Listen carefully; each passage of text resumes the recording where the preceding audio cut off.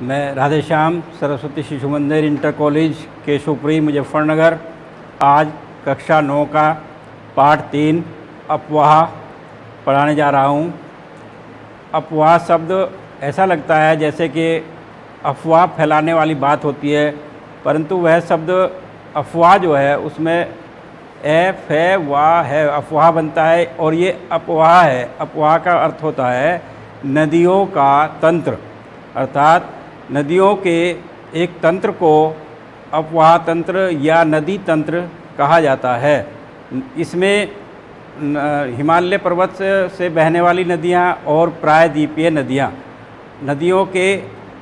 नदियों जो बड़ी नदियाँ होती है उनकी सहायक नदियों को मिलाकर के एक नदी तंत्र बनता है, उसको अफवाह तंत्र कहा जाता है। इसमें भारत के अफवाह तंत्र में प्रायद्वीपीय नदियाँ और हिमालय पर्वत की नदियाँ आती हैं। इसमें हम आज आपको अफवाह के बारे में बताएंगे।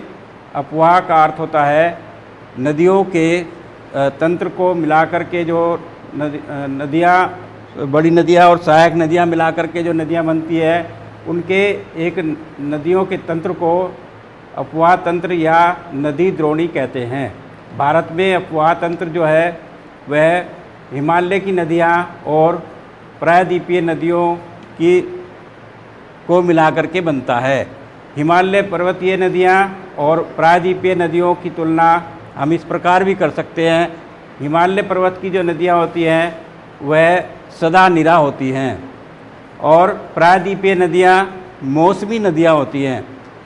हिमालय पर्वत की नदियाँ क्योंकि पर्वतों के हिमानी के पिघलने से चलती हैं और प्रायद्वीपीय नदियाँ बरसात के पानी से चलती हैं, इसलिए यह कम समय के लिए बहती हैं और इनमें पानी भी कम रहता है।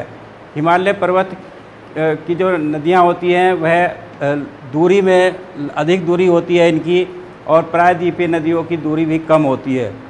इसी प्रकार हिमालय पर्वत की जो नदियाँ हैं ऊंचे ऊंचे पर्वतों से निकलने के कारण ये गहराई भी इनकी अधिक होती है और प्रायद्वीपीय नदियों की गहराई कम होती है। हिमालय पर्वतीय नदियों से नहरें निकाल करके सिंचाई की जाती है, यह एक लाभदायक नदियाँ भी हैं। इसी प्रकार प्रायद्वीपीय नदियाँ जो हैं उनसे नहरें तो नहीं निकाली जाती, परंतु ये छोटी छोटी झीलों का निर्माण करती हैं, तो इनसे जो है पृथ्वी की भूमि की उपजाऊपन को बनाए रखने में ये सहायक होती हैं। इस प्रकार इनकी प्रायद्वीपीय नदियाँ और हिमालय पर्वतीय नदियों की तुलना में की जाती हैं। जब ये नदियाँ हिमालय पर्वतीय नदियाँ निकलती हैं तो अपने साथ बहुत सारी सहायक नदियों को भी जोड़ती हैं, और जब ये निकलती है वहाँ पर बीच बीच में गहरे पर्वतों के बीच से निकलती हैं, तो वहाँ पर एक गोर्ज का निर्माण करती हैं। गोर्ज जो है वो ऊंचे ऊंचे पर्वतों के बीच में गहरी घाटी से निकलती हुई नदियों को गोर्ज कहते हैं। यह कई गोर्ज जो है वो दर्शनीय स्थल भी हैं जहाँ पर लोग पर्यटन की स्थिति से पर्यटन की दशा के आधार पर जाते हैं। इसी प्रकार गोर्ज के साथ साथ ये नदियाँ, हिमालय पर्वतीय नदियाँ विसर्प का भी निर्माण करती हैं, अर्थात जब ये बहती हुई जाती हैं और बड़े बड़े इनके अंदर मोड़ आते हैं तो ये नदियाँ विसर्प का निर्माण करती हैं। और ये नदियाँ अपने अंतिम समय में, हिमालय पर्वतीय नदियाँ अपने अंतिम समय में डेल्टाओं का निर्माण भी करती हैं। डेल्टा जो है ये डेल्टा का निर्माण जब नदियाँ अपनी अंतिम स्थिति में होती हैं तो अपने साथ लाए हुए अवसादों को एक जगह छोड़ देती हैं और वहाँ से ये त्रिभुज के आकार की स्थिति में नदियाँ बहने लगती हैं, तो ये डेल्टा का निर्माण करती हैं। इसी प्रकार बीच में मैं विसर्प के बारे में बताऊंगा। विसर्प जो है, जो नदियाँ ये बहती हुई जाती हैं और कई मोड़ खाती हैं, तो ये बीच में सर्प के आकार की लगने लगती हैं, इनको विसर्प की स्थिति कहते हैं। इसी प्रकार से ये नदियाँ जलप्रपात का भी निर्माण करती हैं और गोखुर झील का भी निर्माण करती हैं। कई जगह ये बहती हुई नदियाँ बीच में कई मोड़ लेती हैं और इनके बीच में एक गाय के खुर के आकार की एक स्थिति आ जाती है जिसको गोखुर झील कहते हैं। इन नदियों में हिमालय पर्वतीय नदियों में ज़्यादातर गोखुर झील और विसर्प की स्थिति कई जगह पर बनती है। इसी प्रकार से हम सबसे पहले अब इसमें हिमालय पर्वतीय नदियों की चर्चा करेंगे। हिमालय पर्वत से निकलने वाली 3 प्रमुख नदियां हैं जो बहुत ही मुख्य नदियां हैं। सबसे पहले सिंधु नदी के बारे में बताएंगे हम। सिंधु नदी यहाँ पर हिमालय पर्वत के पास ही मानसरोवर झील के पास तिब्बत से निकलती हुई यह जम्मू कश्मीर के लद्दाख ज़िले में भारत में प्रवेश करती है और जम्मू कश्मीर से होती हुई यह पाकिस्तान को जाती है और यहाँ पर यह थोड़ा सा इसका हिस्सा हरियाणा और राजस्थान में भी मिलता है और राजस्थान, हरियाणा और पाकिस्तान में होते हुए यह अपनी कुछ सहायक नदियों के साथ इसके साथ यहाँ पर सहायक नदियाँ मिलती हैं, जैसे रावी, चिनाब, झेलम, सतलुज। इसके साथ इस सिंधु नदी के साथ यहाँ पर ये नदी मिलती हुई पाकिस्तान में बहती है और पाकिस्तान में बहते हुए यह बैतुल पर्वत से पहले अरब सागर में, कराची से के पास में अरब सागर में जा कर के मिल जाती है। यह भी भारत की एक लंबी नदी है और ये कई जैसे तिब्बत, चीन और भारत और पाकिस्तान 3 देशों को और भारत के कई प्रदेशों को ये सिंचित करती हुई आगे बढ़ती है। इसके लिए भारत सरकार और पाकिस्तान सरकार के बीच इसमें समझौता हुआ है कि सिंधु नदी का जल केवल भारत वाले जो है 20% ही इसका प्रयोग कर सकते हैं। ऐसा एक सिंधु नदी के बारे में एक समझौता हुआ है।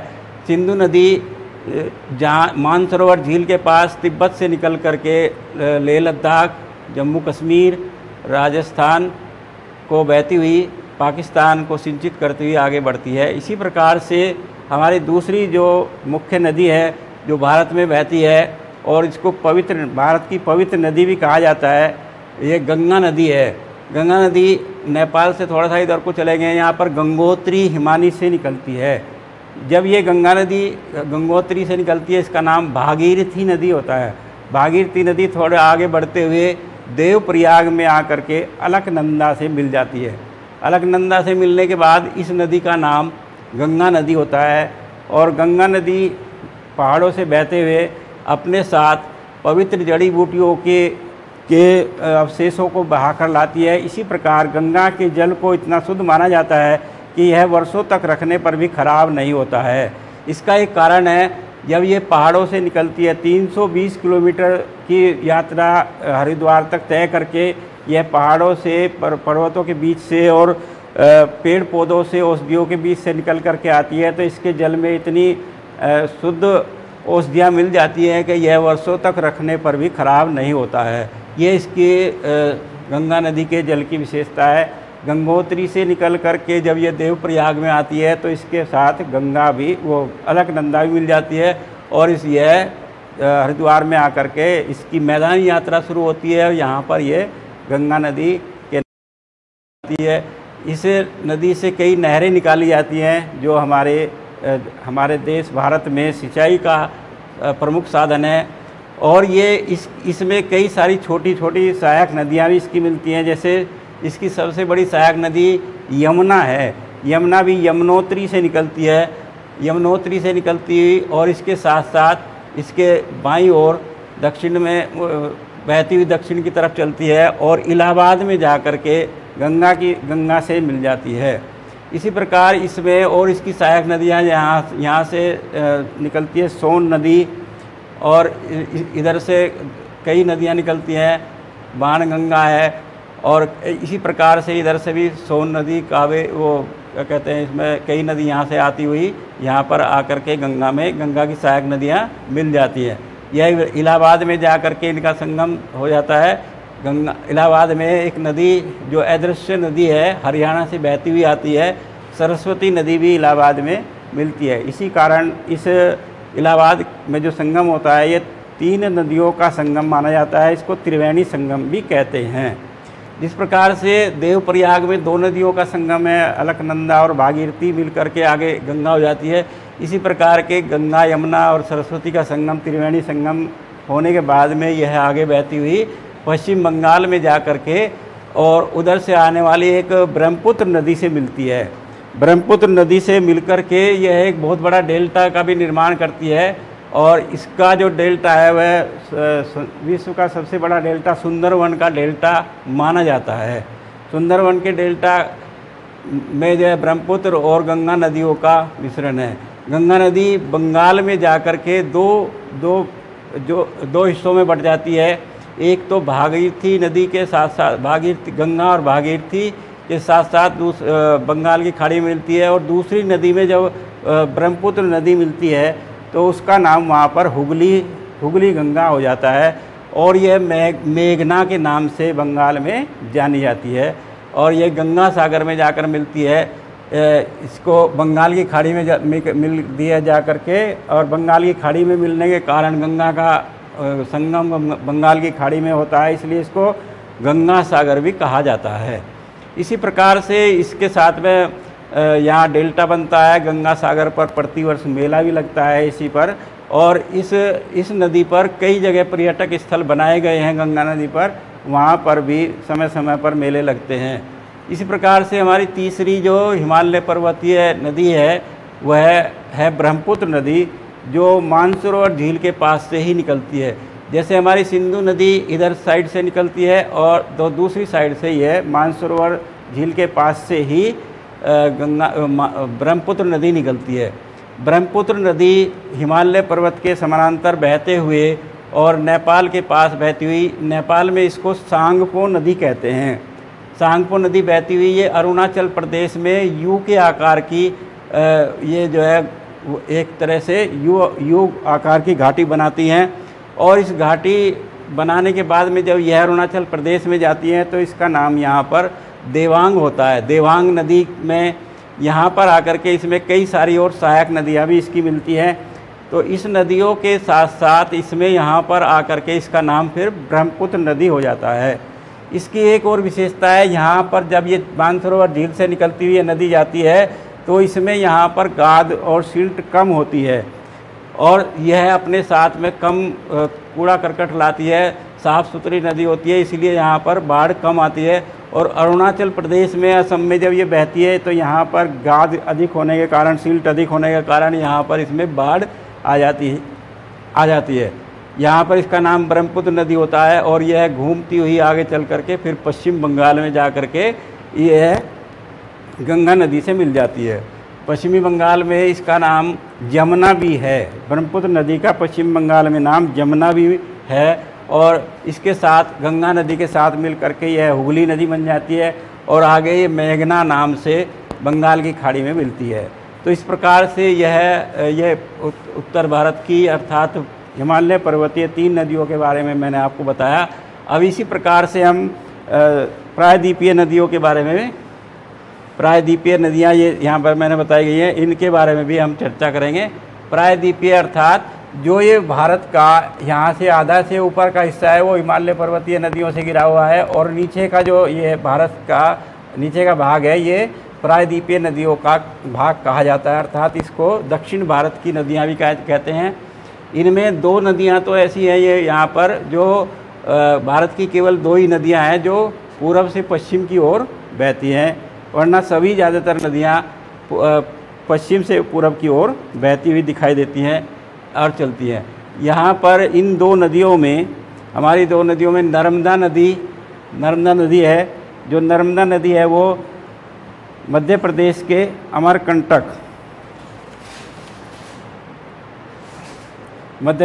अमरकंटक पहाड़ी से निकलती है और यह अपने साथ धुआंधार प्रपात का भी निर्माण करती है। अर्थात ये मैंने आपको ये जलप्रपात देखा है, सबसे यही नदी है भारत में बहने वाली जो धुआंधार जलप्रपात का निर्माण करती है और अपने अंतिम समय में यह ज्वार नदमुख का निर्माण करती है। ज्वार नदमुख का निर्माण का मतलब है कि ये खड़े ढाल से नीचे गिरती है। अर्थात ये अंत में जैसे उधर ये नदियाँ पश्चिम बंगाल की खाड़ी में गिरने वाली नदियाँ जो हैं डेल्टा बनाती हैं, ये इधर की जो नदियाँ हैं ये डेल्टा नहीं बनाती बल्कि ज्वार नदमुख का निर्माण करती हैं। इसके साथ कई जो सहायक नदियाँ हैं वो समकोण पर आकर के इसमें मिलती हैं और ये दो प्रमुख नदियां भारत की जो पूरब से पश्चिम की ओर बहती हैं। दूसरी नदी है इसमें माही नदी और तापी नदी। तापी नदी भी जो है मध्य प्रदेश के बैतूल ज़िले से निकलती है और इसके साथ में माही नदी भी इसके साथ बहती है। सरस्वती नदी और मध्य प्रदेश के सतपुड़ा पर्वत से निकलती हुई यह भी ज्वार नदमुख का निर्माण करती हुई और अरब सागर में गिरती है। इसी प्रकार से यहाँ पर आएंगे हम उड़ीसा में, तो यहाँ पर एक नदी बहती है महानदी। महानदी उड़ीसा राज्य से निकलती हुई मध्य प्रदेश से निकलती हुई उड़ीसा राज्य में को बहती हुई और बंगाल की खाड़ी में गिरती है। यह माही नदी प्रायद्वीपीय भारत की एक ज़्यादा बड़ी तो नहीं है परंतु छोटी भी नहीं है, एक छोटी सी नदी कही जाती है। इसके बाद आती है गोदावरी नदी। गोदावरी प्रायद्वीपीय भारत की सबसे बड़ी नदी मानी जाती है और यह 1500 किलोमीटर की यात्रा पूरी करती है। इसको गोदावरी नदी को दक्षिण भारत की गंगा भी कहा जाता है क्योंकि यह अपने साथ में कई नदियों को जोड़ती है और इसमें जो अधिकतर जल बहता रहता है। यह और नदियों की तरह से जल्दी से सूखती नहीं है। इसी प्रकार से इसके बाद आती है कावेरी नदी। कावेरी नदी भी दक्षिण भारत की काफ़ी लंबी नदी है। यह 860 किलोमीटर की यात्रा करती हुई बंगाल की खाड़ी में गिरती है। इसमें भी कई सहायक नदियाँ मिलती हैं और इस पर भी छोटे छोटे बांध बना करके सिंचाई के काम किए जाते हैं। इसी प्रकार से एक इसकी पांचवी नदी है कृष्णा नदी जो यहाँ पर बहती है।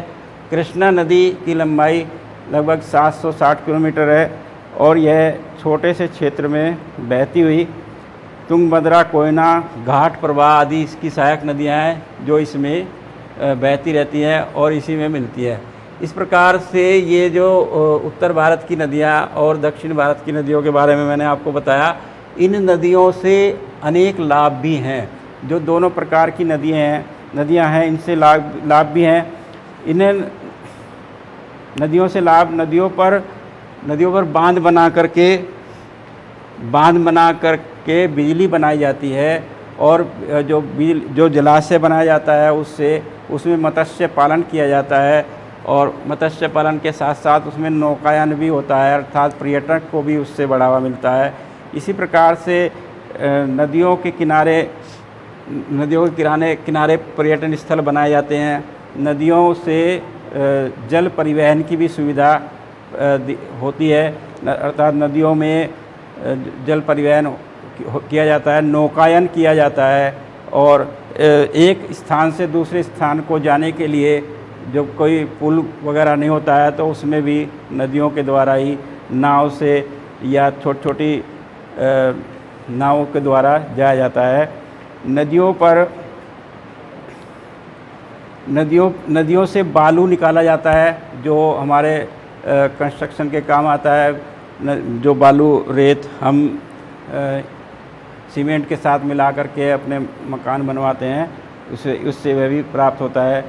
नदियाँ जो है अपने साथ जो जल बहा करके लाती हैं उसमें अनेक उपजाऊ पदार्थ होने के साथ साथ उससे जो है हमारी ज़मीन भी उपजाऊ बनती है और वह जब बाढ़ आती है तो उससे ज़मीन उपजाऊ बन करके उसको लाभ पहुंचाती है। इसी प्रकार नदियां देश की सीमा को भी निर्धारित करती हैं, अर्थात ये देश के सीमा को भी बांधती हैं। नदियों से अनेक लाभ होते हुए भी हमारे कुछ जगह पर नदियों में बाढ़ आने के कारण जनजीवन अस्त व्यस्त हो जाता है। इस प्रकार नदियां जो है कुछ जगहों के लिए हानिकारक भी होती हैं। इस प्रकार मैंने आपको हिमालय पर्वतीय नदियां, प्रायद्वीपीय नदियों के बारे में बताया और इनके लाभ के बारे में बताया। अब आते हैं इन नदियों के साथ साथ झीलों की भी चर्चा करते हैं। झीलें जो भारत में सिंचाई के साधन हैं तो झीलें भी उन साधनों में एक साधन है, अर्थात झील जो है वे बहुत सारी झीलें मनुष्य के लिए लाभदायक होती हैं।